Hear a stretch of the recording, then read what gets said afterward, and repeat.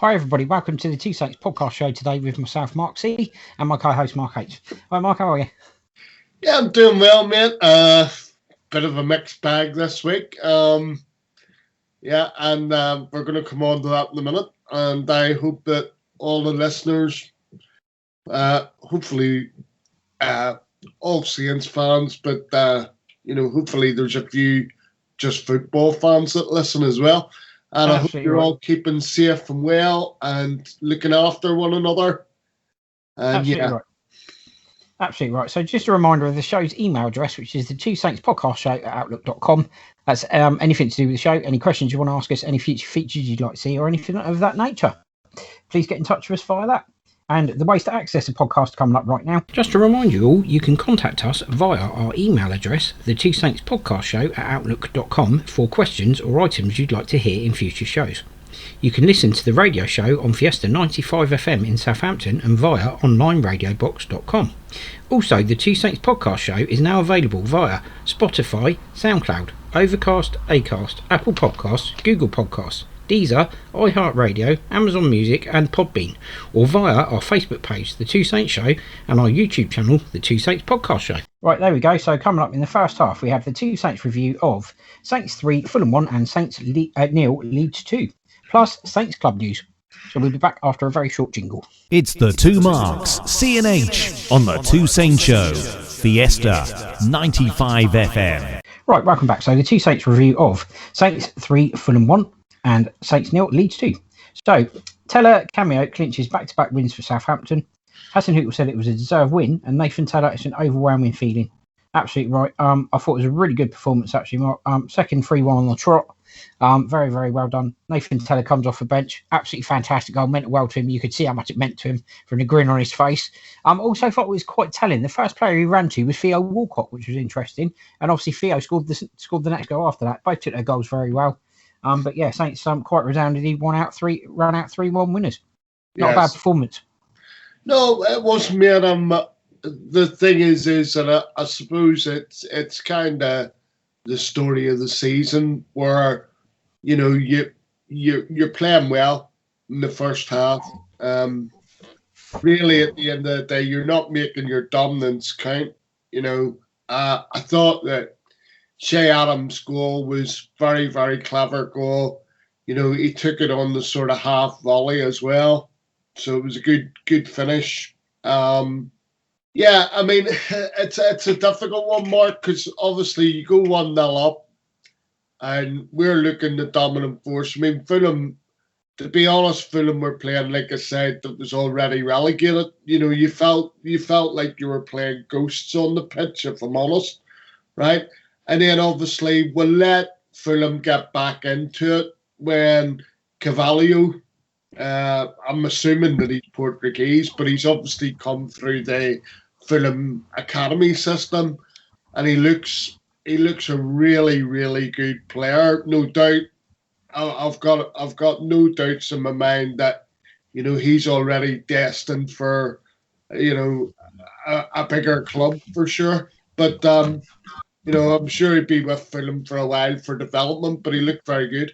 And then he scores, and Fulham sort of from nowhere resurrect themselves like Lazarus, and you're kind of thinking to yourself, we're on dodgy ground here. But thankfully, for the first time probably this season, right, Ralph's substitutes, rather than having a negative effect, had a positive effect. And you had, Theo Walcott and Nathan Teller, scoring goals, coming on and scoring, which, for Ralph, it must kind of be the first time that's tended to happen, because while we're talking about this, and obviously that's a positive, when we come on to talk about Leeds, it turns into a negative again.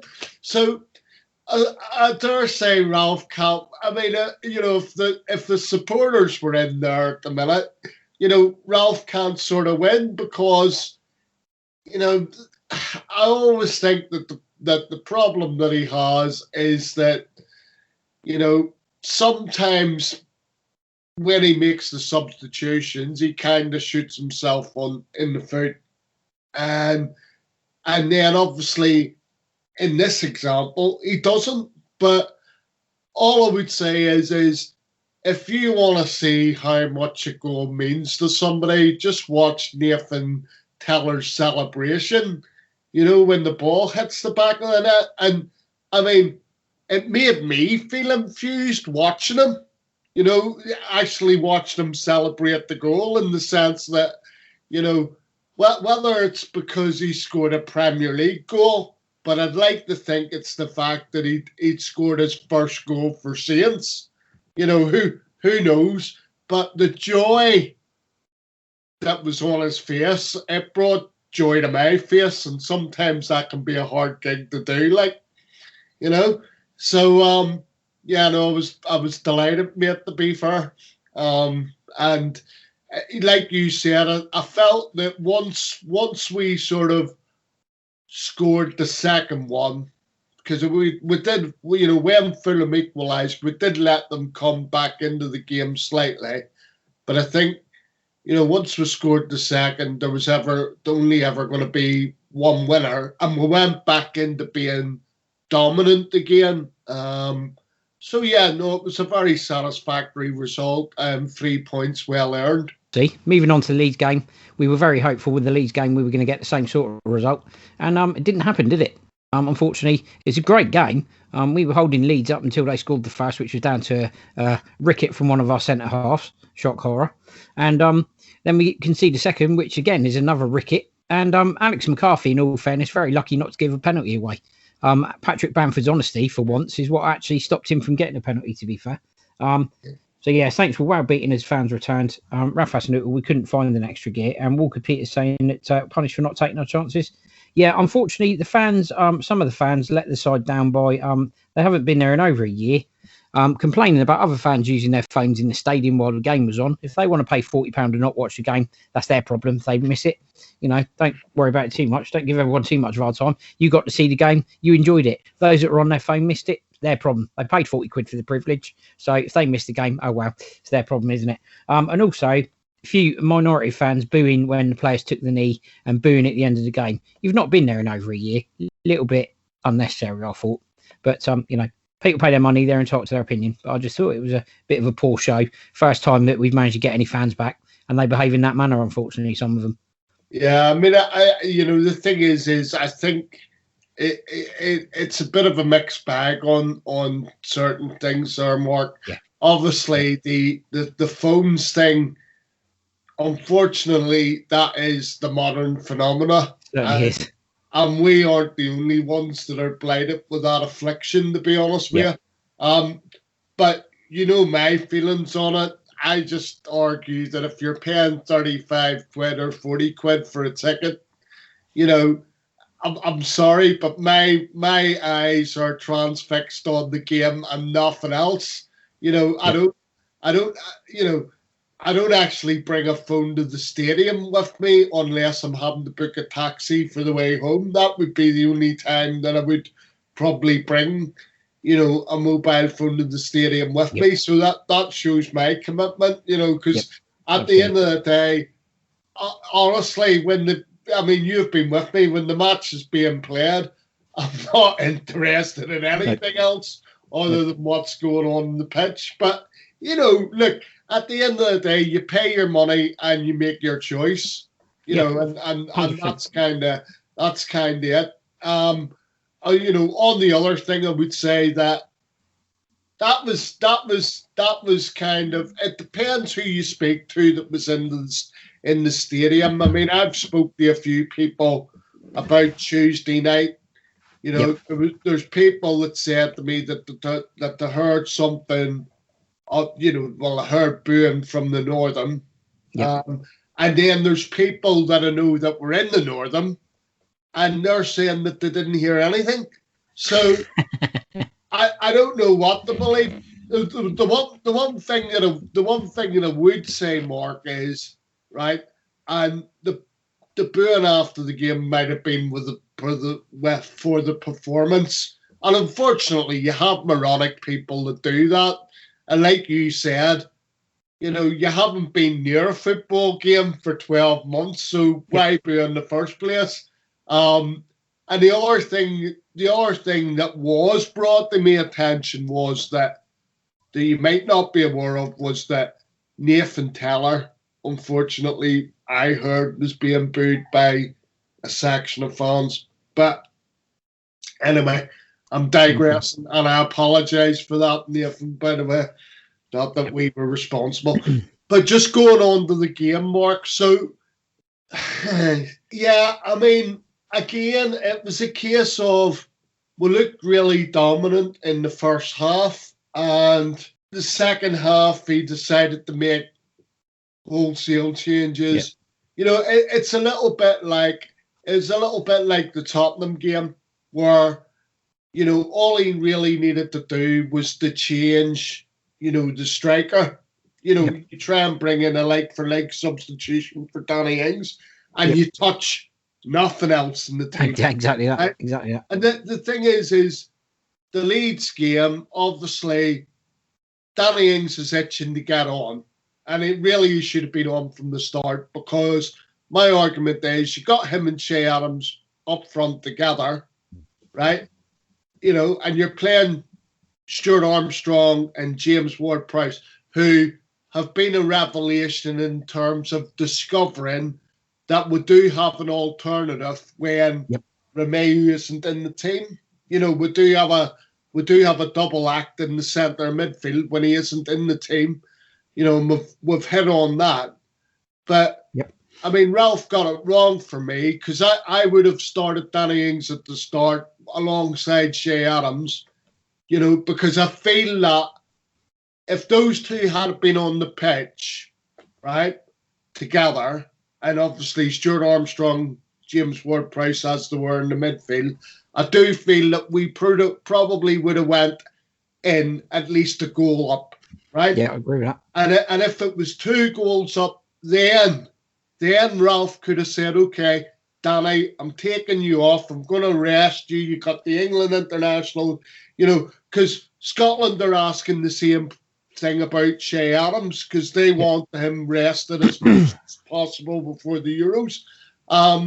So that's what I probably would have done. I probably would have hauled either one of them off at halftime if we had been up. Yep. But the problem was again, you dominate in the first half. You don't take any of the chances that present themselves.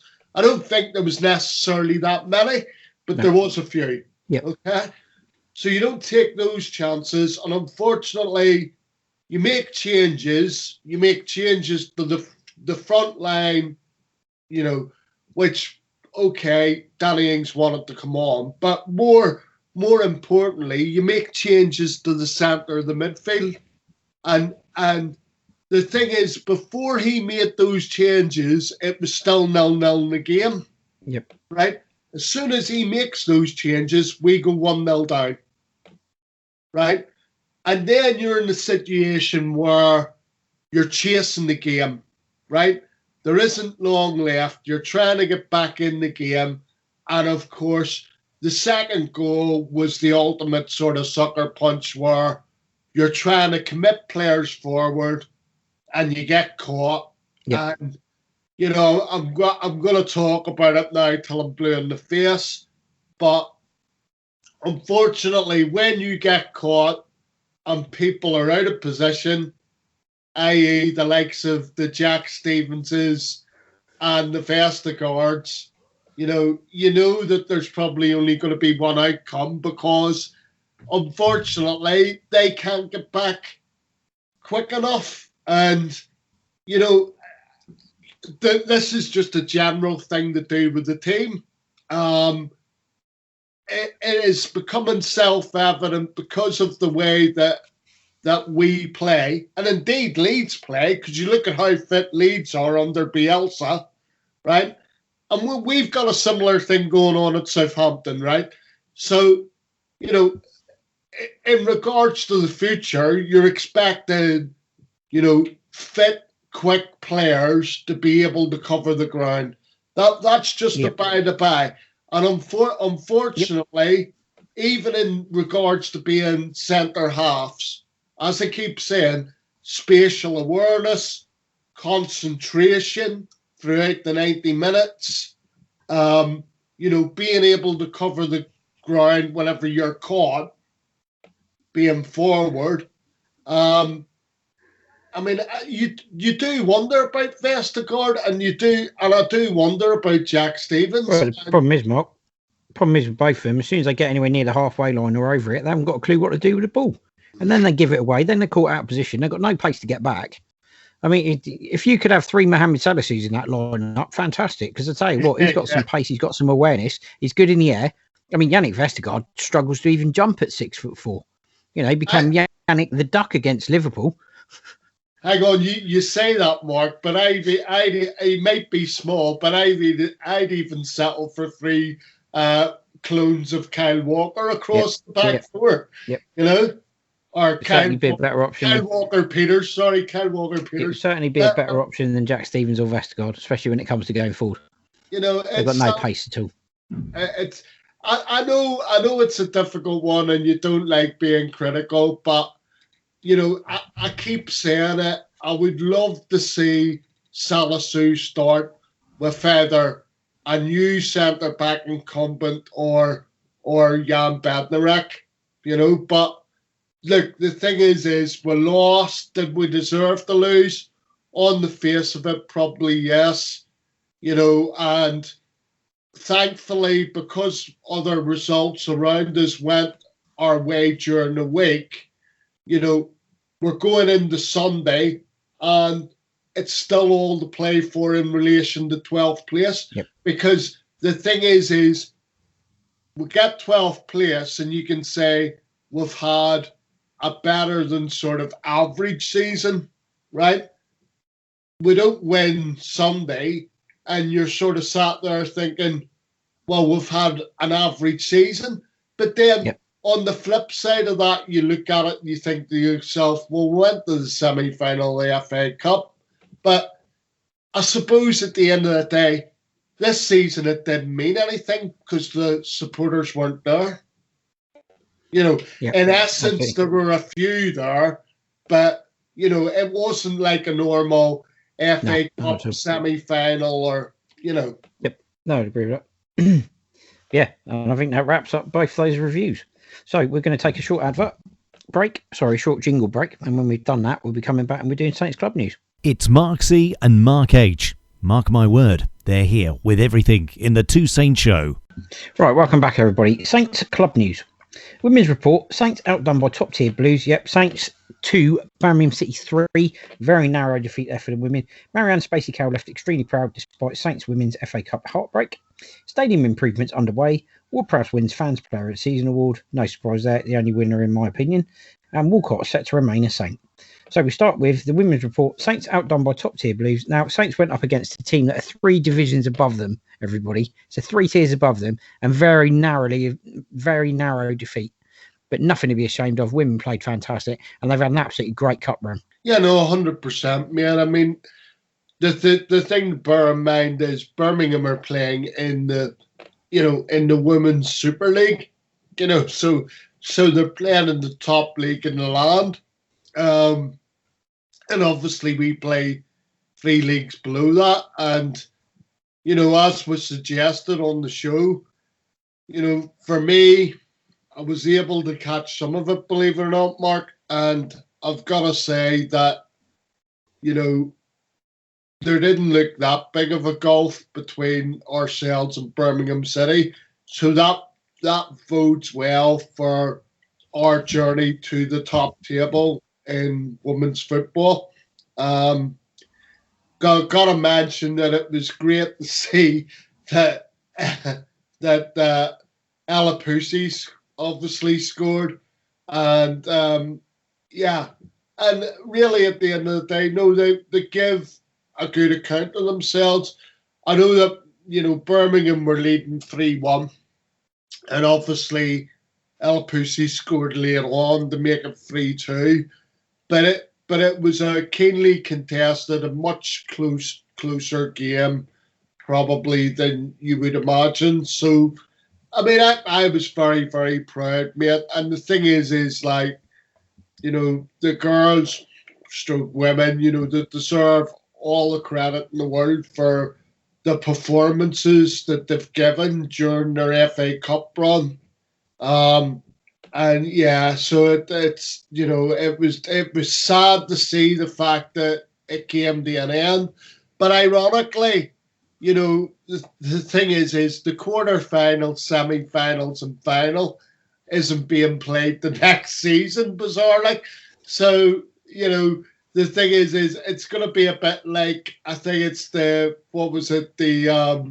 Johnson's Paint Trophy, or the Papa John Trophy, as it's called now, where the team had it for a day, and then because they played the 2020 final the day before the 2021 final was played. So it's going to be a bit like that for the women. Okay, they're going to have the trophy maybe for 9 months, and then at the end of the day, the 2022 winners then are going to have the trophy after that. So yeah, bit of a strange one there, but it was an unfortunate.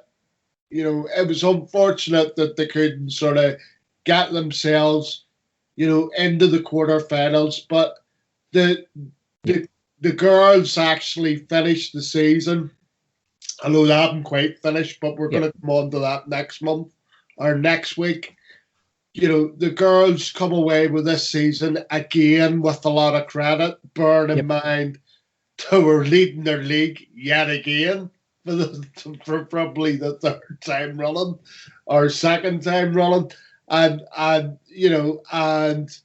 chances are they're not going to get promoted. I mean, we'll watch with interest to see if the application to the next league above is successful, because from what I've read and heard, there are a couple of teams dropping out, so hopefully Southampton will get their promotion that way, and then they're only one division off of going into the Championship.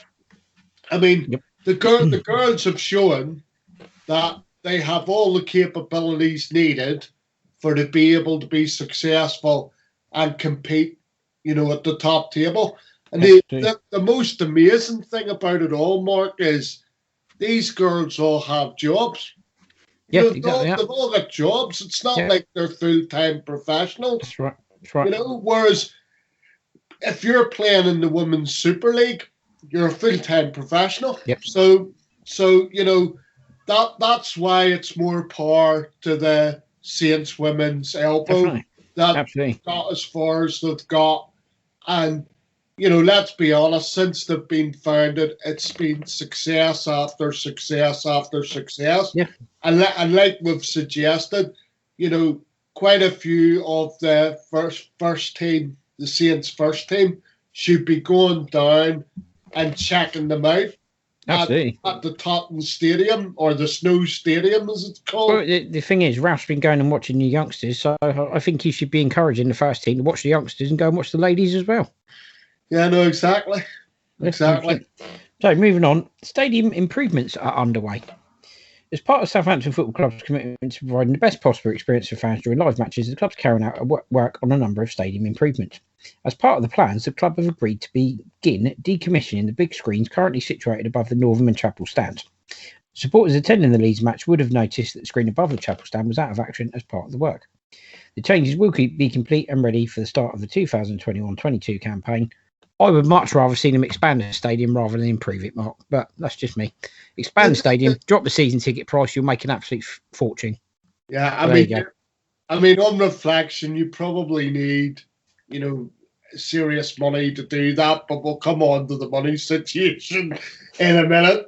The thing that I was going to say, Mark, is it's interesting when you get to the stadium and you probably see what improvements have been done, but they're not, I always look at them and I kind of think, because we kind of get this sort of drip every season.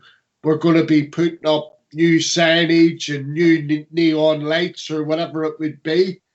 But I tend to just look at it and think to myself, it's purely cosmetic.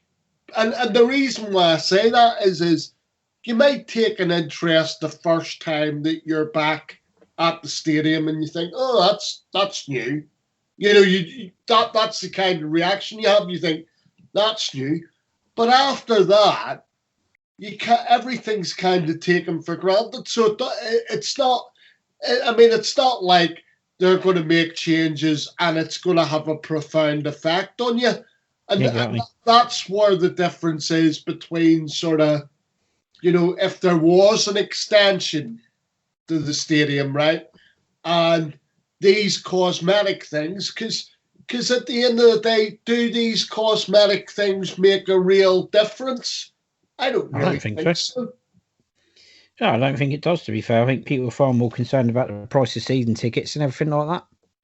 Yeah, or what players are playing on the pitch and everything else. Greatest respect to the football club, Mark. The last thing on my mind is how aesthetically pleasing the stadium looks. Yeah, exactly. I couldn't care less. Exactly.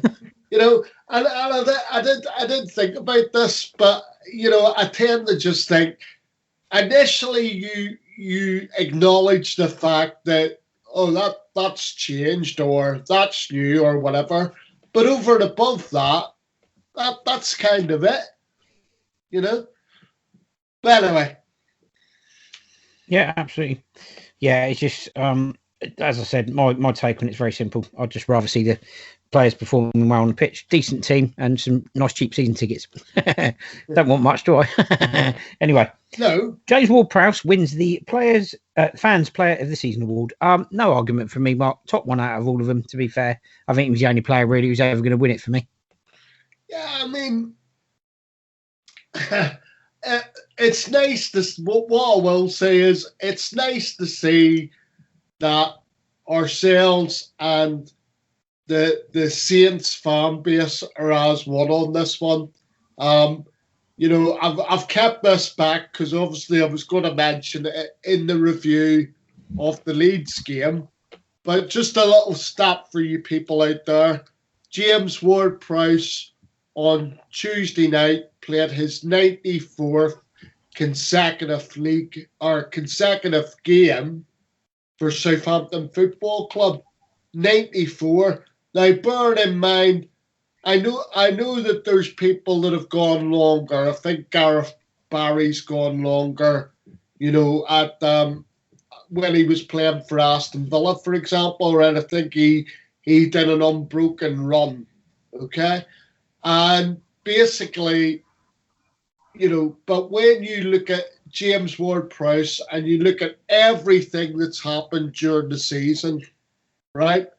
And, because it carried on from last season as well, right?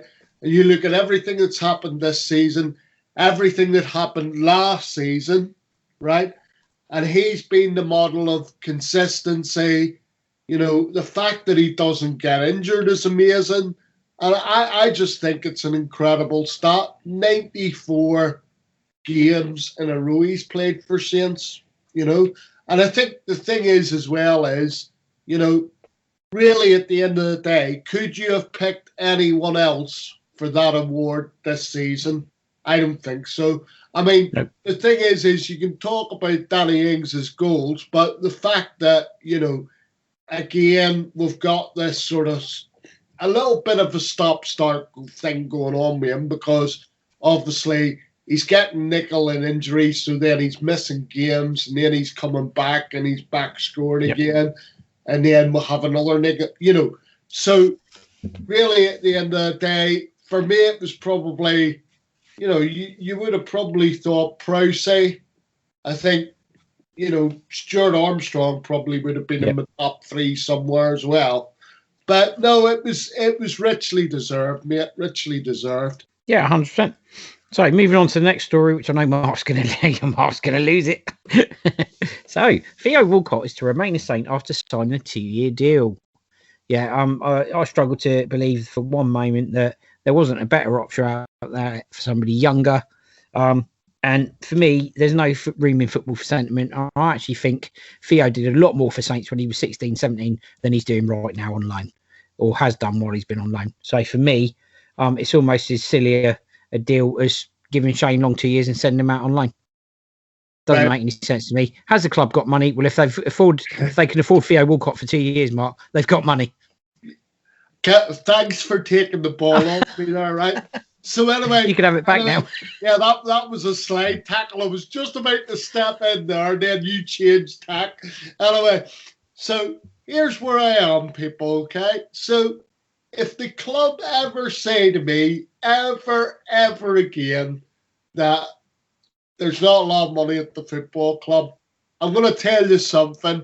I don't believe them. I don't believe them, right? Because we've decided, right, and I've gave this now a bit of thought, right? We've decided, the club have decided that they're going to give Theo a 2-year playing contract, him having this 2-year playing contract, okay? They were interviewed about it, right? And all that Ralph could say was he's going to be a good influence on the dressing room, and he's going to obviously help the younger player develop at the football club. Well, bravo, but that's nothing to do with him actually signing a playing contract for 2 years. And the thing is, Mark, I'm not sentimental in any way, right? Am I sentimental? No, I'm not, right? Do I have a heart? Yes, I do. But the thing is we're talking about money, right, that the club can ill afford, right? And they've decided to spend on a 2-year contract, giving it to Theo Walcott, right? And let me tell you something else, right? The one asset that he had was his pace, right? Well, he hasn't got his pace anymore, as far as I can see, right? And therefore, I wouldn't have offered him the 2-year contract, right? Now, as you know, I thought to myself, why did they not offer a 3-year contract to Ryan Bertram? Because the thing is, right, Theo would have signed, right, on a free transfer. Therefore, we would have gave him a lump sum. Forget about whatever wages he's on at Southampton, right? It's rumoured that he took a 50% pay cut. So we're saying 50 grand a week he's on, right? But he still would have got a lump sum for signing on, right? Now, I'm just using this as a comparison, right? But Ryan Bertram is a year younger, right? Where's the greater need in the team at the minute?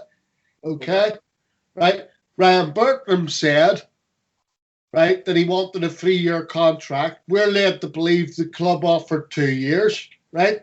They could have offered the extra year. Plus, he wanted to go into coaching at the football club. So, the point is, I mean, I've come to the conclusion that I wouldn't have signed either, right? Because to my mind, they're probably past their sell-by date. The problem is Ryan did come out and say after it was said that he was leaving the club, it was his belief that Ralph's style didn't suit his manner of play, right? Yeah. So that tells me he wasn't enjoying having to get up and down and up and down and up and down the pitch, yeah. Right? So the simple fact of the matter is that both players are probably past their sell-by. For me, they're past their sell-by date, and the club would have been better off putting the money into some other young player or prospect, or just trying to bring, another body to the football club.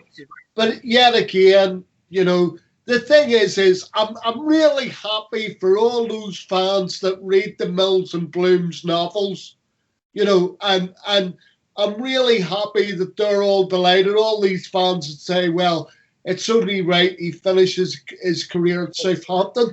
Well, all I'll say to them is we're not a retirement home.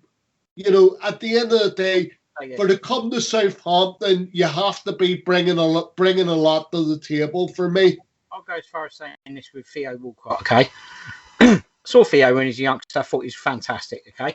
He moved to Arsenal without a backwards glance. Okay, ended up back at Saints after an unfulfilled career. For me, a prime example of the fact it's an unfulfilled career with him is the fact he started at Saints. He's now going to finish his career at Saints, and that for me speaks volumes about a career that is unfulfilled, that didn't deliver on its potential, because he's right back where he started without making an impact anywhere.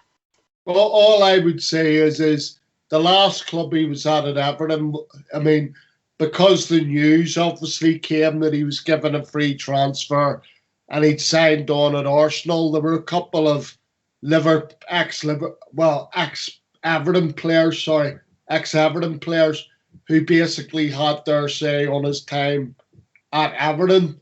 And suffice to say, they were less than impressed. But, I mean, look, let's see how it goes. But it is a worrying fact that, you know, at the end of the day, signed on a playing contract for 2 years, and the best that Ralph can come up with is the stuff that he's doing off the pitch. Whereas if you've signed a playing contract, you want to hear about what he's doing on the pitch, not off the pitch. Yeah. But anyway, that's just me, mate. And just for the record, so people know, right? I seen Theo make his debut, right? I even seen Theo play in the reserves when it was down at Staplewood and you could go in. So, you know, at the end of the day, I just look at what I think is best for Southampton Football Club. That's all I'm thinking about. And whenever I'm saying things like, oh, we're awash with money, it's said with tongue in cheek. Seriously, it is said with tongue in cheek, because I know we're not awash with money. And that's why I wouldn't have signed Theo, nor would I have probably now signed Ryan Bertrand back on. You know, I just think at the end of the day, the club need to look, you know, and say to themselves, these people probably don't offer enough and they're past their sell-by date. But the thing is, Mark, and here I'm going to be critical, let's remember one thing. I'm a big Ralph fan, right? But Ralph was off. You know, the thing is there's been an agreement between the people running the football club and Ralph, right? And they've all come to the conclusion that it would be a good idea to sign Theo on a 2-year contract. Well, I've got to say one thing. You know, much as I back Ralph, I disagree with this decision. The thing is, Mark, if it comes to light that if Danny Ings leaves and it comes to light that the reason he left was the amount of wages he was being paid and the fact they wouldn't up it, people will then look at the Theo Walcott deal and go, if you hadn't have done that, you'd be paying Danny Ings what he wanted. That's fair comment, mate, to be fair. So, you know, that one could come back and bite them massively, but we'll see. Anyway, that brings us to the end of that section. So we're going to take a very short break now, and then coming up in the second half today, we've got other football news, Saints in the press, Saints transfer gossip, and the Two Saints preview of West Ham versus Saints. You're listening to the Two Saints Show on Fiesta 95 FM with Mark C and Mark H. Michael saying, I'm so happy I can't begin to describe it after the Leicester captain lifted the FA Cup. Yes, and obviously this follows on from their 1-0 win against Chelsea at the weekend. And obviously the fact that he sort of emulated his father, who I believe has won it 4 or 5 times. And, you know, I'm sure that he's pleased to sort of at least have equaled the feat, if not the 4 or 5 times, but at least he's won it once. So, but no, I mean, look, the thing is, Mark, I was pleased for Leicester. The fact of the matter is, you know, when you look back on the semi-final, we didn't turn up. You know, they took the only chance of the game, really, and you know, they got there by virtue of that. I'm glad for the people in Leicester. It's the first time they've won the FA Cup, you know, and I'm glad for the club itself. It's a vindication of the way that club's run, because it's my belief that every football fan up and down the land would want their club run in that way by owners that actually care. Yuri Tielemans take a bow. What a goal to win an FA Cup with. It was an absolute barnstormer, wasn't it? Cracking goal. It was. It was. I mean, it definitely deserved to win a final, that's for sure. But the other thing I just wanted to say was that, you know, I find that the club do everything in the right kind of way. I was pleased for the chairman, obviously, who's the son of the previous owner, who got the, you know, I'm reliably informed on the Saturday night he actually slept with the FA Cup. You know, so he's managed to do something that I've always wanted to do, but there you go. But the other flip side of that is that, you know, and I just want to state this. Another reason why I was sort of pleased for Leicester was that they were the only ones that stood up and said no when it come to the, you know, when it was muted that, well, we did pay for a while, £14.95, you know, for a game. And they were the only ones that stood up and said, no, we don't believe this is right. And, you know, I just want to highlight the fact that, you know, our CEO tells us that he thought it was morally wrong, that it was £14.95. But they still voted with the rest of the room.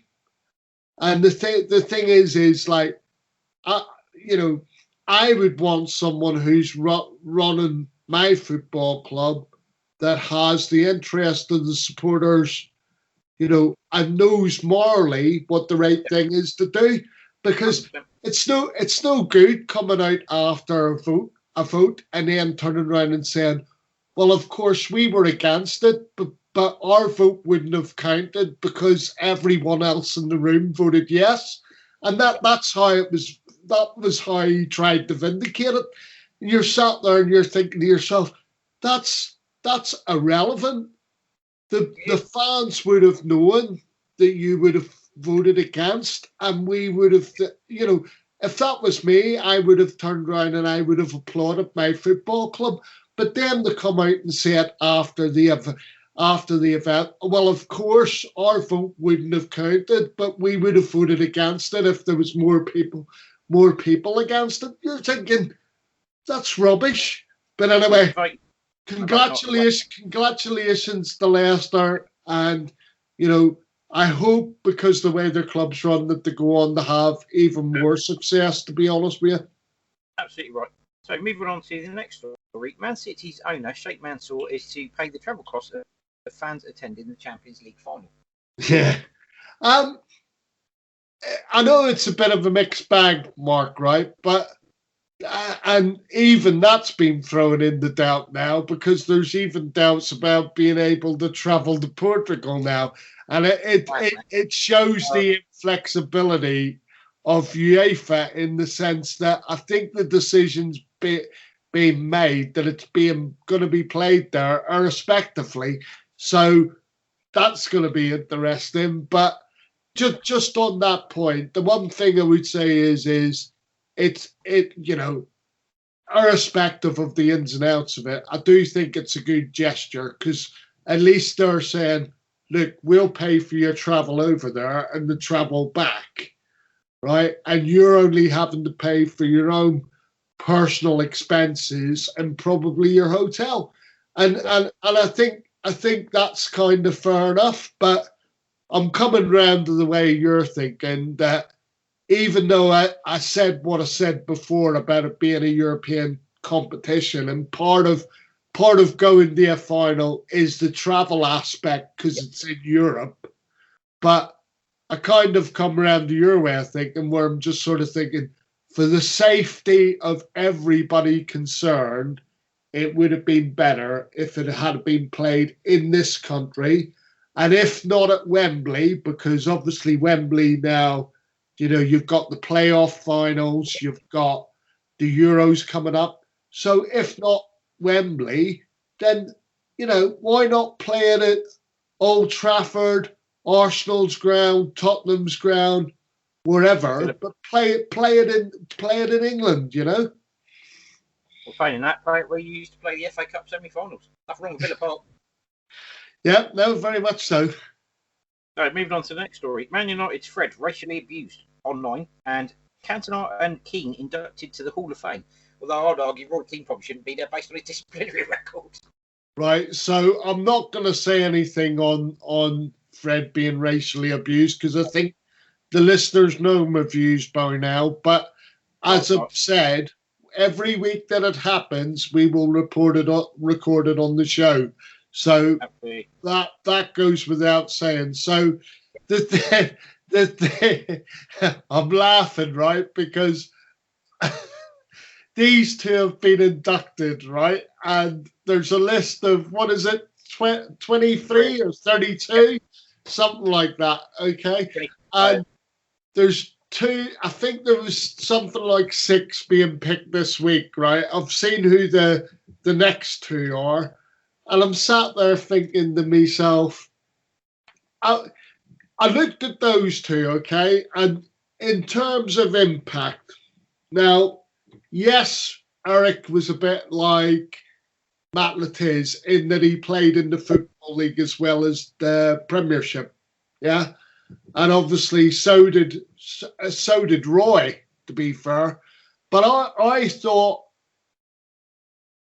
given that Roy Keane was suspended for the European Cup final, if I remember rightly, right? And I know he won loads of different titles, but just for the impact, I probably would have Eric in there. Roy Keane, I'm just surprised that it had to be 2 Man United players. You know, it doesn't seem to be representative of other football clubs in that way. So it does also include 2 Arsenal stars in Thierry Henry and Dennis Bergkamp. Yeah, but that's the thing, mate. You know, you just sat there going, it's not really representative of the clubs who have played, you know, in the Premier League. Admittedly, right, I accept that the bigger clubs are going to have probably more players in there, but I mean, let's hope at some stage, you know, Matt Latiz gets inducted because he deserves to be inducted just for the goals that he scored, mate, you know.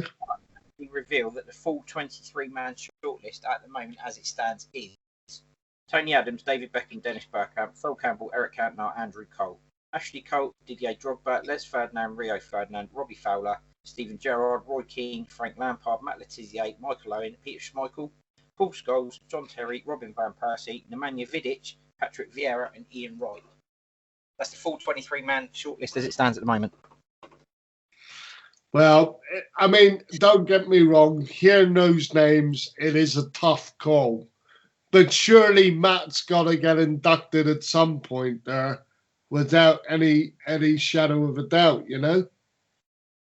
Yeah.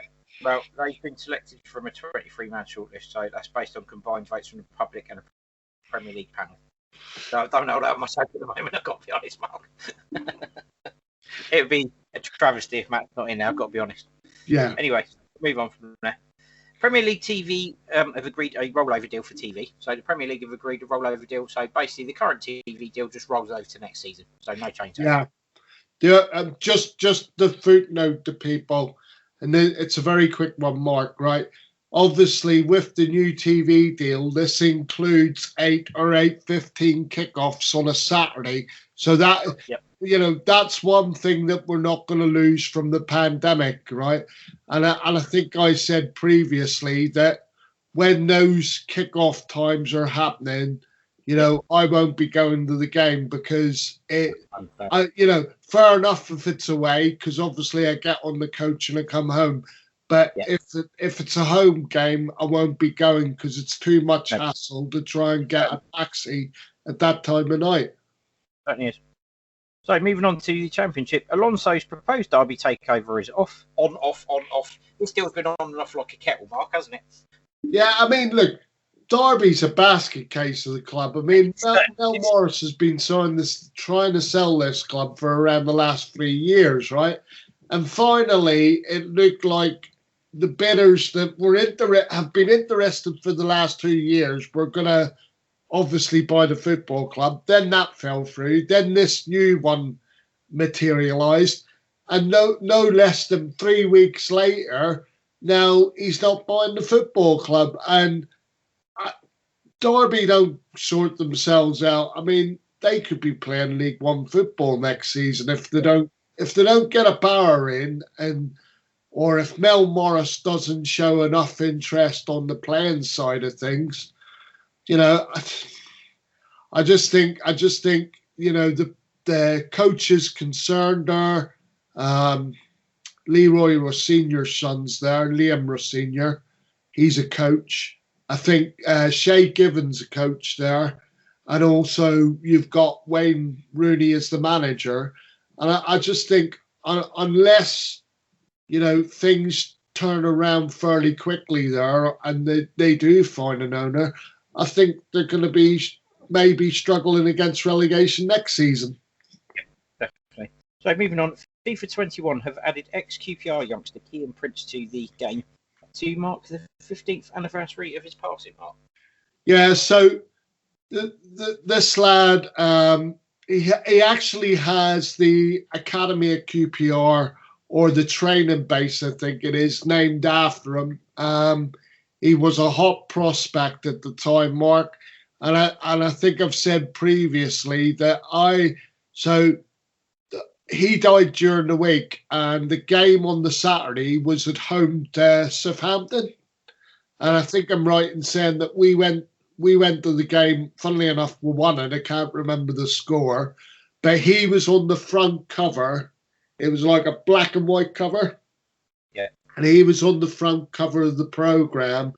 And the programme, I'd say at least half of the programme was given over to the death of this young player. And what I would say is it's obvious from, you know, what the coaches thought of him at the club and everything else, that he was highly, highly thought of. And, you know, I dare say he would have went on and achieved great things in the game. But it's nice to see that, you know, obviously it's the anniversary of his passing, and, you know, a game is sort of marking it in some respect. But it's unusual, you know, it's an unusual story. Macclesfield Town, formerly now Macclesfield FC, to restart in the 9th tier of the North West Counties Premier Division, which is the 5th step of non-league football, Mark. Yeah, it's a long way down. It's the first thing to say. You know, the thing is I wish, obviously, Macclesfield FC well, because, you know, like everything else, when we talk about community and we talk about everything to do with that, you know, I do think that it's important that every town or city or whatever it would be have a football club, and hopefully that football club's the focal point of the centre for everybody. But I wish them well in their endeavours, and I'd be interested to see what a certain Mr. Robbie Savage has to bring to the table for them. Yeah, he's part of the board, so it'd be interesting to see what happens there. So moving on from there, Europe and South America. Ajax have melted down the Dutch title to give 42,000 stars to their fans, and every game of the Copa America will be live on the BBC throughout the summer. So I don't think Mark's going to be getting much sleep. Over to you, Mark. Anyway, mate, so first of all, the first item, right, is Ajax obviously have won the Dutch title, and the decision has been made to basically melt it down and basically give everybody a star-shaped sort of, let's say, badge or brooch from the trophy. And this is in recognition of the season ticket holders, you know, that are obviously at the stadium. And I think, given everything that's going on, it's a brilliant gesture. And I implore Southampton that, you know, if they ever win, you know, a major trophy again, you know, get a replica made, melt it down, and do something similar. because I'm sure the supporters would really appreciate it. But I think it's a lovely thought. I think it's a lovely thought by Ajax, given the difficulties that we've all faced during the pandemic, and I'm sure all the Ajax supporters and season ticket holders will wear it with pride. Absolutely, I know I certainly would. So, Copa America, every game live on BBC, Mark. Yeah. Oh man. When are you going to sleep? What joy this summer, because the two competitions overlap each other. I just don't know when I'm going to get a wink of sleep, mate, to be honest. I mean, how can you not be excited about this? Crazy. I mean, absolutely. Oh dear, do I love paying for my license fee at the minute, But no, it's great news, and it should be great news for any self-respecting football supporter out there. You've got live Europa, European Championship matches, on the BBC, and aligned with, live Copa America. And I don't know when I'm going to get to sleep, because, the Copa America is being played. Some of the kickoff times is like middle of the night, 3 a.m. That's going to be brilliant. Like I said, you're not going to hear from me for about a month. Right, and that brings us to the end of that section. So we're going to take a short jingle break. And when we come back, we'll be doing Saints in the Press. And also Saints transfer gossip. And then we'll be doing two Saints preview of West Ham versus Saints coming up tomorrow. So we'll be right back. It's the Two Marks, C&H, on the Two Saints Show, Fiesta 95 FM. Welcome back, everybody. So, Saints in the Press. It's getting more tough every year to extend contracts. Hasenhüttl says it's a risky business for players to enter the final year of their deals. Yeah, not kidding, Sherlock. Hasenhüttl, the players are physically impacted by Ramadan more this season than previously. Yeah. Hasenhüttl, the search has already begun to sign a younger Ryan Bertrand. Nathan Patella dedicates first Premier League strike to late grandfather. He was loved by many, tributes paid to a lifelong Saints fan. So, starting with Ralph Hasenhüttl saying it's not a good idea for players to enter the final year of their contracts. We'll time to sign another one then. all I'm going to say about that, Mark, is this has been flagged up because of the issues that we've had with Danny Ings, with Ryan Bertrand, and obviously going into this summer, it's a problem that we might have with Yannick Vestergaard, given that he's now entering the final year of his contract. So, do I have a degree of sympathy? I do, in the way that they've probably tried to get the contracts done early, and they've probably known that there are certain players that weren't going to be signing those contracts. So it's a double-edged sword, but I mean, do I have any sympathy? I do to a degree, because it's a club that I support, but surely in this day and age, it isn't to be unexpected. And, the club need to have a strategy in place, for when people are not signing contracts. It's a bit like Ryan Bertrand, for example, right? We knew that he was out of contract at the end of the season, right? Yep. Now, to my mind, because of what's being reported, in the summer, last summer I'm talking about, there was no forward planning in thinking, if he doesn't sign a contract, we've got nobody, right? So I would have been looking even as far back as the summer to recruit a left back. The thing is, Mark, what I don't understand is, okay, the club always say, and this moves on to the next story as well, so we can combine the next story with this one while we're doing it, actually. Ralph Hasenhüttl was saying that the search has already begun to sign a younger Ryan Bertrand. The thing is, I agree with you. And also, Saints are always telling us, Martin Semmens has said it previously, and they're always telling us, the club, that they have a list of players that you look at. They always have a list of players, okay, for every window. Now, if that's true, and the club have a list of players before every window, how the hell have they not identified a left back to replace Ryan Bertrand? Because that's what Ralph told us. We were a long way away from it. So if the club have a list of players, and I'm calling lie on that one, if the club are saying they have a list of players they look at every year, well, how come there's no left backs then?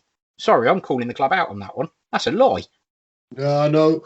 I know. I mean, the thing is, what I find most infuriating, and I agree with what you're saying, Mark, because, we have been told that, there is forward planning, the part in the phrase, God is in the detail, right? But when you think about it, you're not actually seeing any of that in action because they knew last summer that there was a distinct possibility that Ryan Bertrand was going to run his contract down, specifically because he's in the last year of his contract, and yet there was no forward planning or anything to sort of cover that situation when it arose, because they knew it was. They must have had a rough idea halfway through the season it wasn't happening, and yet there doesn't seem to have been any forward planning.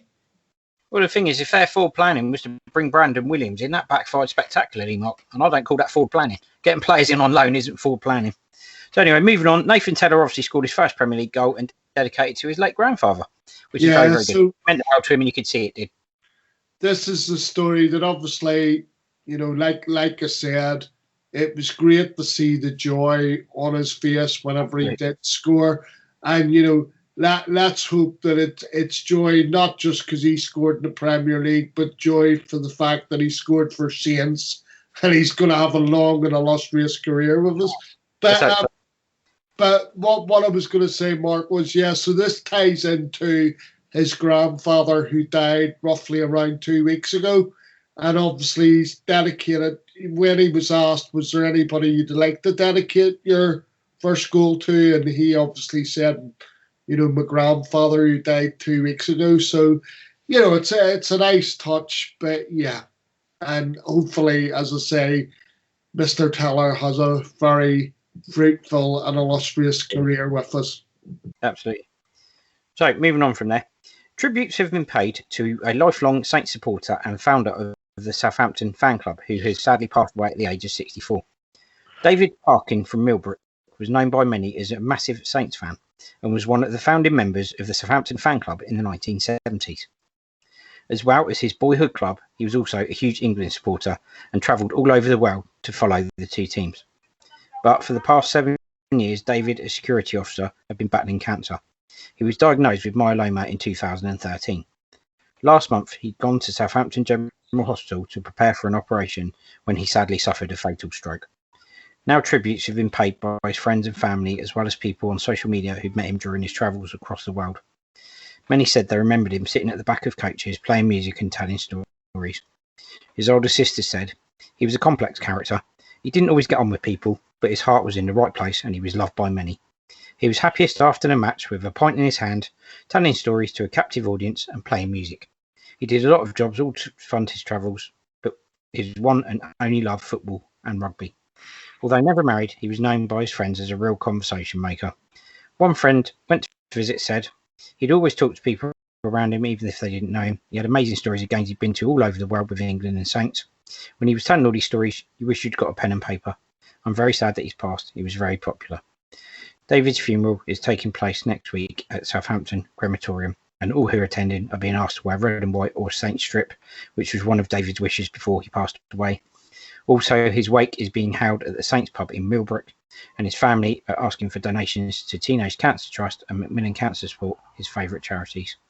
Rest in peace, David Parkin, and our sincere condolences to everyone, friends and family who know you from the Two Saints show. Very much so, mate. And, the only tribute that I can sort of add to it, and heart goes out to everybody connected with David. The thing is I didn't get to know David until he had his diagnosis of the cancer, and that was back in 2013.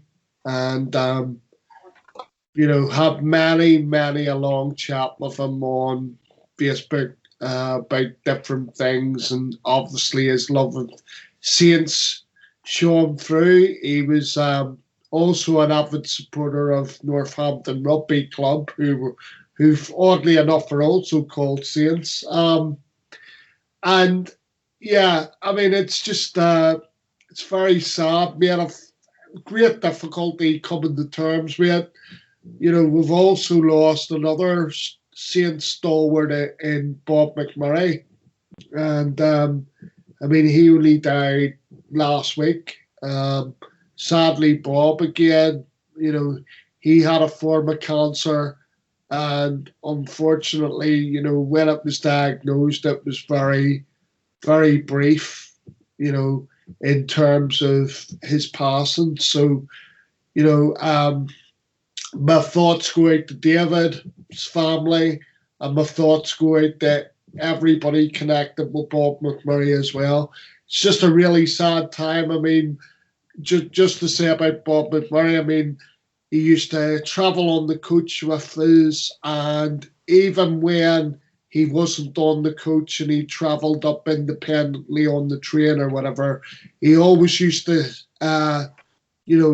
seek me out before games, and we'd have, he would come into the ground and would have chats for half an hour before kick-off and stuff like that. So I will miss him terribly, and I'll miss David terribly because, at the end of the day, communications is a tower of strength for me. Yeah.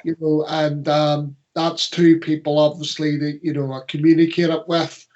And, I'll miss them dearly because it was always good conversations. Yeah. Primarily about Saints. So it's just really, really sad that we've lost two Saints in such a short space of time. Absolutely. Yeah, it's not been a great year. It's been a very, very sad year for everyone connected with football and Southampton Football Club. So rest in peace, both of them, and we wish them all their families all the best, obviously, moving forward. So that brings us into that section, and we're going to take a very short break. And when we come back, we'll be doing Saints transfer gossip for you. Fiesta 95 FM, the Two Saints Show. Right, everybody, welcome back. Here we go, Saints transfer gossip. The Inns, Lazio looking at replacement for Southampton target Thomas Strakosha, the goalkeeper. Reims defender Ghislaine Conan, a target for Southampton and Aston Villa, according to Tribal Football. Southampton Iron Brusher Dortmund midfielder Thomas Delaney, again according to Tribal Football. Ralph Hasenhüttl keen for Southampton to complete loan transfer of 20 million Chelsea midfielder Ruben Loftus-Cheek. And also, Saints looking to sign their fifth Celtic star in a space of 8 years. Those are the ins. Your outs, Norwich interested in Angus Gunn, Newcastle United in three-way battle to sign Southampton defender Jan Valery, Man United reportedly looking at Danny Ings as a striker target. So starting with your ins, Strakosha of Lazio, they're looking at a replacement for him by all accounts, Mark. Yeah, we keep having this conversation about has Saints got money, has Saints got not got money, right? I'm not saying that this guy wouldn't be an improvement. I would suggest that you're probably going to have to lose two keepers to try and even think about bringing him in because of the price. That'll be Gunn and that'll be McCarthy and Lewis then probably. Well, I would say we're even talking higher than that. You're talking McCarthy, Gunn, and probably Lewis to try and facilitate bringing in this bloke, because the thing is Mark, the fee is believed to be 20 million. Where's Saints getting 20 million quid from? Well, I don't know. They've signed Theo Walcott for 2 years, though, so I guess they've got a bit of money. Yeah, okay. Yeah, well, they must have money in the sense that they signed him, because I'm thinking to myself, I don't see him playing that much of a pivotal role. Or it's that age-old adage, Saints have got money but no sense. Well, there is an element to that, I suppose. But no, I don't know where I am with this. I kind of think to myself, are Saints likely to do a deal with him at that price? At the moment, I would definitely say no. And I don't see it happening. That's personally what I think. Yeah. Do I think we need a new goalkeeper? Yes. And it does mean moving, the three that I've suggested out, because I think for me, the one thing that I've learned, and it was good that Ralph decided to alternate the goalkeepers, but I actually think Fraser's our number one now. Yeah, I think you're probably right. I'd agree with that. I think he's earned his place as number one at the club now. I think he's proved it. So moving on to Reims, defender Gislan Conan, a target for Southampton and Aston Villa, and also Saints eyeing Borussia Dortmund midfielder Thomas Delaney, and Ruben Loftus-Cheek, and we believe Odsonne Edouard from Celtic. Yeah. So basically covered all those stories. First of all, we've got the left back from Reims, obviously plays for the Ivory Coast. He's 25. It's believed that the transfer fee would be around 5 million. I think realistically, it's probably a goer, because the thing is I do think that this summer, if they want to get bargains in, Mark, they're going to have to drop this policy of under 24. Yep. Right? They're going to have to show a certain amount of flexibility. Yep. And I would expect, if we do recruit in numbers, Yep. I'm going to expect that we're going to recruit one or two that are above that age of consent, 24, like, right? Yep. So I would say he's definitely a goer, and it's probably something that the club is looking at. Yep. The Borussia Dortmund Thomas Delaney one's interesting. I sort of had to think about this, actually, and I'm not as convinced as I was that we need to recruit in the central midfield areas. Yeah, I agree with that. Although Thomas Delaney would be experienced and he'd probably be a cheap option. So I would say it's possible, given that he would be an ideal replacement for when Romeu isn't on the pitch. I was going to say, we are both aware that Ralph has said that he wants to double up in every position. So if that's the case, he would be good cover for Romeu. Yeah. And Definitely. then we move on to actually a similar player in a similar sort of position. And we move on to Ruben Loftus-Cheek. And I've got to be honest with you, even though the club are looking to take him on loan, allegedly, right? We say allegedly, right? The £20 million price tag at the end of it, that doesn't represent value for money for me. If we were talking about Ruben Loftus-Cheek a few years ago without the injury interruptions, then fair enough. But we're not talking about that. We're talking about a player subsequently that has suffered injury and all the rest of it. And I think, his wages, don't forget his wages at Chelsea. 120,000 a week. Yeah. Plus they're looking 20 million. I mean, I wouldn't go near him with a barge pole, even if Chelsea offered us him on loan for a season, because they would put the caveat in there that we would have to buy. And unless Saints can do a deal where it's, no, we just want them on loan for the season, then I would rule it out, Mark. Yeah. Right. So moving on from there, the next one then is Odsonne Edouard from Celtic. Yeah. The thing is I'm not sure. I think there's cheaper options out there for Saints to go for. Obviously, I'd like to see us bring in another recognised striker, because as I've said to you, Che Adams and Danny Ings is my preferred striking partnership, right? When Ralph brings in players that aren't strikers, like he plays Theo Walcott up front and Nathan Redmond, it doesn't work for me because they're not out strikers. And the problem is there's such a gap between our first two picks, right? And the next two in line, which are obviously Michael Omafemi and Dan Lindelöf, there's such a gap there that I do feel that we need to recruit a striker because of the gap there is in terms of experience and everything else.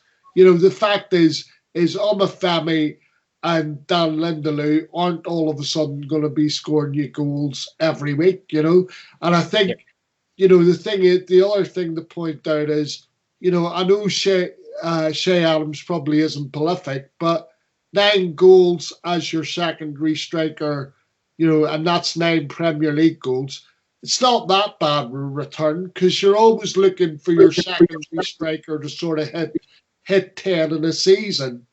And then you put that alongside Danny Ings, it's not that bad really. But I But I do think that, we need a sort of striker that sort of bridges the gap between, what we've got on the pitch and what we've got left off it, But anyway, and then we move to the outs. So Angus Gunn, possibly to Norwich City. Yep, where's father? The only thing that scared me about this deal, Mark, was we paid somewhere in the region of £14 million for Angus Gunn, right? Yep. And Norwich want to do a deal for around £3.5 million. Yep. You're sort of sat there and you're thinking to yourself, thanks a lot, Les Reed. Absolutely. But, the thing is something's got to give, because the club's expectations in terms of, money that they might receive, it's too high.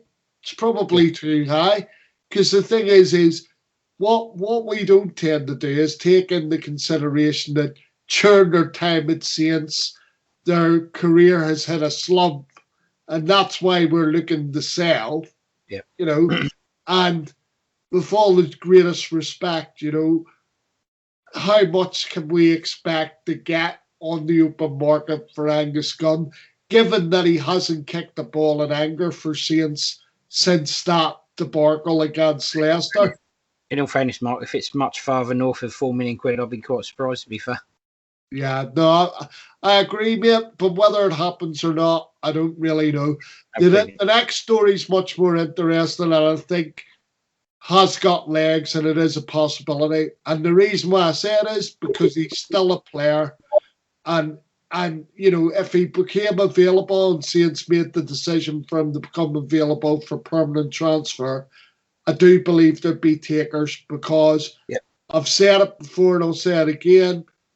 Jan Valery, you don't become a bad player overnight, and he showed enough in his in the early stages of his career that obviously, it strikes a chord with other managers. Hence, he's being linked with Newcastle and Marseille.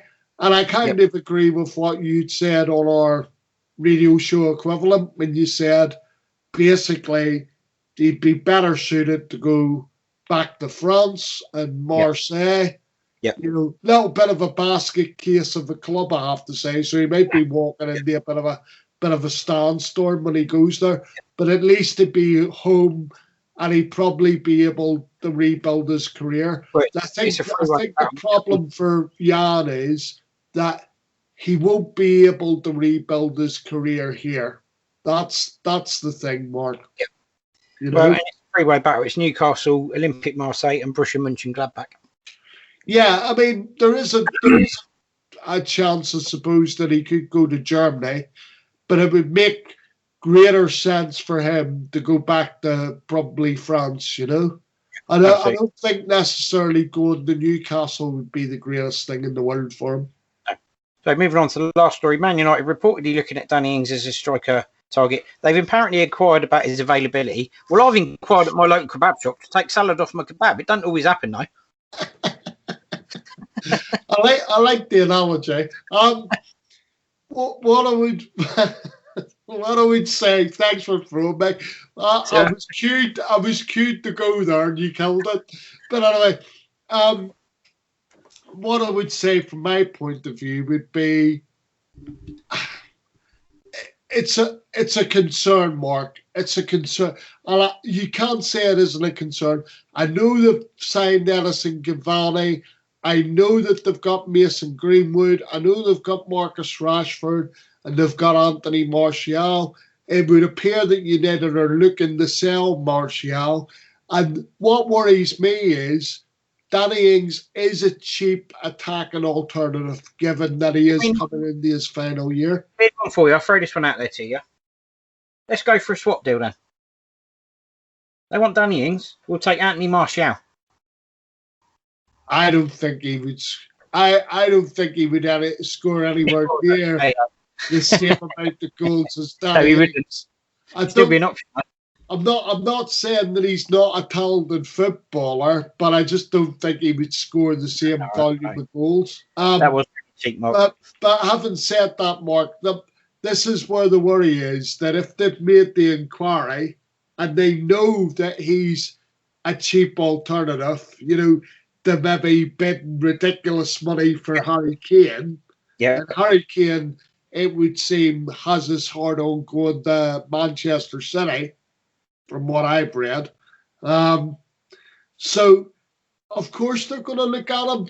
He's in the last year of his contract. They're looking to, as I said, they're looking to get rid of Martial. They probably need that fourth striker. They know that they're going to need maybe a bigger squad or better quality squad, given basically that they're playing, in Europe next season, and something like that, whether we like it or not as supporters, a move like that is going to appeal to Danny Ings, whether you or I like it or not. So, I mean, we're going to get this throughout the summer. This saga is going to go on throughout the summer, and let's see what happens. But obviously, Danny Ings has actually been asked about his future in the last couple of days, and his answer was, I'm just focused on football at the moment. I've still got a year with Southampton. I've still got a contract. That's all he said.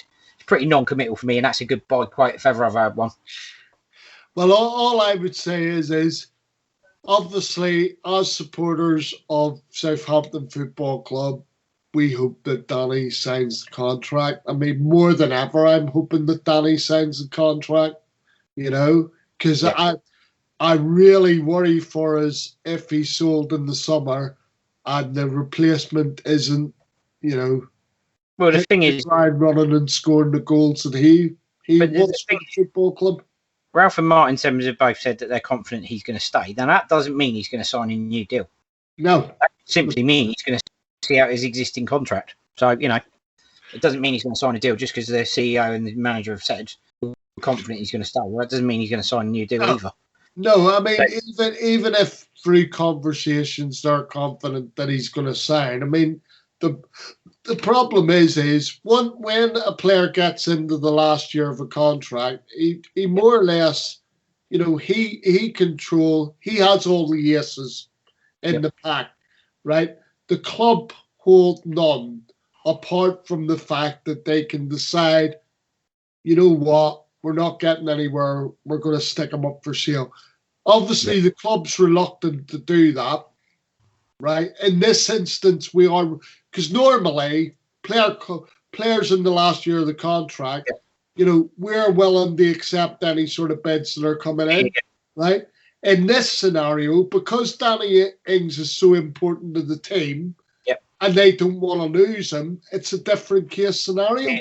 It is. Yeah, it is. And that brings us to the end of the transfer gossip. So we're going to take a very short break now, and when we do, we're going to come back and do the Two Saints preview, of West Ham versus Saints.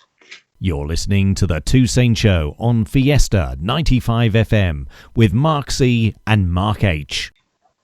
Right, welcome back, everybody. So the last section of today's podcast, the Two Saints preview of West Ham versus Saints. Last time out, Ralph Hasenhüttl was managing from home, said it was absolutely horrible, and Saints scraped to a 0-0 draw against West Ham. And I actually think this is going to be a toughie, and I can just see a repeat of the Leeds game in 2-0. You're going to say 2-0 to who? West Ham. Right, okay. And I've had to have a rethink from the radio show, mate, because Shea Adams is out injured. As soon as I read that, I thought, well, you're being widely optimistic, Mark. Right? And I've now changed. So I said 2-1 originally. I'm now having to tone it down, and I'm going 1 each. I'm going 1 each. So Mark's going 1-1. I just think that, you know me, right? And I've said it umpteen times, and this is what I don't understand with Ralph. I would start Danny Ings and Shea Adams together every time they're fit. Yep. No qualms, Yep. Absolutely. But all I would say is in reflection, let's hope that tomorrow or Sunday is a bit more of a spectacle, Mark, because the game at St Mary's wasn't much of a spectacle. And given that West Ham are going for Europe, Saints still have 12th place.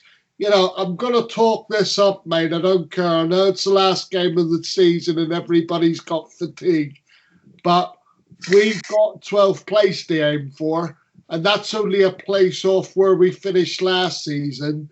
Yeah. So, the bottom line for me is that, you can sit there and think about, was it as bad a season, as some of us are making out, or was it just a standard season, whatever? But we'll come to that next week. But yeah, I'm going one each. Yeah, and I'm going 2-0 to West Ham. A little bit breaking news, Mark. There's been a story released by Sport Bild in Germany. They believe that Thomas Delaney is reportedly close to a move to Southampton as Ralph sees him as a replacement for Pierre-Emile Højbjerg. So that's been reported by Sport Bild in Germany. I forgot about him. I forgot about Højbjerg. You see, I think that would be a good move. I genuinely do think it would be a good move. That's just come out literally just now from Sport Bild in Germany, releasing that, saying that it appears he's close to a move. The only thing I would say is he can provide cover in a variety of areas, but the only thing is Mark, I do wonder whether we're now a little bit top heavy with central midfielders. So he might get deployed elsewhere on the pitch as well. Yeah. So, but do I think it's a good move? Yes, I do, and it provides, much in the way that they talk about Theo Walcott off the pitch, right? Yeah. You watch Thomas Delaney on the pitch and off the pitch, and he's a talker, which obviously is needed on the pitch at the minute. So I think it's a good move. He's vastly experienced. He's been obviously with Borussia Dortmund. He's in the last year of his he's entering the last year of his contract there. He'll be 30 at the start of the season, but I don't think that's a barrier when you look at how often he's actually playing. And he played for my beloved German club, Werder Bremen, for a number of years as well. So I know plenty about him, and he would be a decent acquisition for Saints. He certainly would. So back to the game in question. I'm sorry about that. I just threw that one in there because it obviously came up just now. It's literally no worries. Social media platforms. Getting back to the game. There is a chance, Saints fans, an outside chance, Oriol Romeu could feature. Let's hope so, because it would be a nice round off the season if he got back out on the pitch. We did see him again, but let's hope he's back to his battling best there. Yeah, let's hope so. It'd be good to have him back anyway. The only thing that concerns me regards to Delaney coming, if he does, Mark, is Alex Jankovic. You've got a question if he's going to break through into the team again. I'm not convinced he will.